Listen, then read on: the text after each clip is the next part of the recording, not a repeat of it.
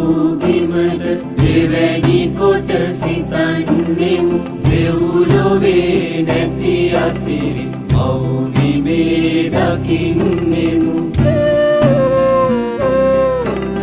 පරිසරය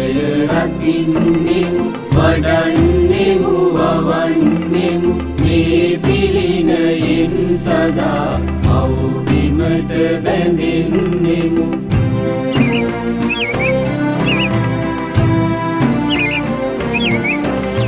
වලාසිඹ ගලා යන නදී දිය නිරතුරුය වන උයන් මල් උයන් පළ